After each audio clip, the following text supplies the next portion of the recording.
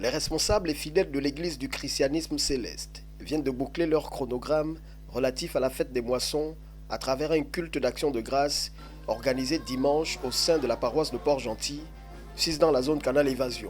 Au moment où nous parlons, il y a, n'est-ce pas, les grandes instances de l'église qui se réunissent pour, n'est-ce pas, parler de réunification de notre église. Donc c'est un moment, bien aimé dans le Seigneur, qui est très important, qui nous consolide en tant que chrétiens célestes, qui nous donne la capacité de pouvoir partager avec notre prochain, qui nous donne, n'est-ce pas, les moyens nécessaires de pouvoir communier avec Christ. Cette célébration, dont l'édition 2025 est placée sous le thème « L'Éternel est mon berger, je ne manquerai de rien », revêt une grande signification pour la communauté, réunissant ses membres pour rendre grâce et exprimer leur gratitude.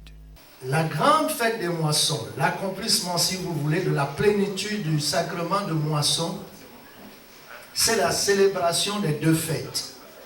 Aujourd'hui, la paroisse de Port-Gentil accomplit la plénitude de ce sacrement. Ce sont des moments de grâce et de bénédiction dont nous ignorons l'importance pour prêter attention à ce qui est superflu. Or, nous devons recevoir la quintessence de cette cérémonie qui, elle, accorde aux participants la grâce, la bénédiction de changer en meilleur notre destinée.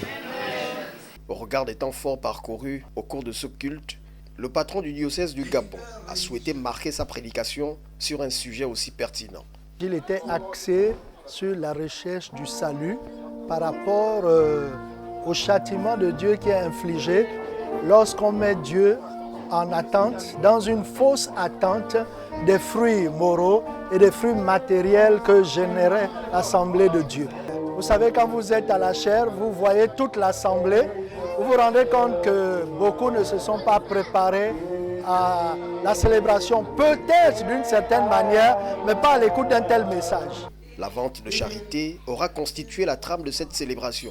Oui, la vente de charité, c'est elle qui est même la quintessence de la cérémonie. Nous pouvons le voir dans les actions évangéliques du Seigneur Jésus-Christ quant à la vente du parfum. Mais j'ai constaté que beaucoup ne se sont pas apprêtés à cela. Cet événement annuel reflète non seulement la tradition chrétienne de remerciement, mais aussi l'importance de la communauté ainsi que le renforcement des liens spirituels entre les membres de l'Église du christianisme céleste.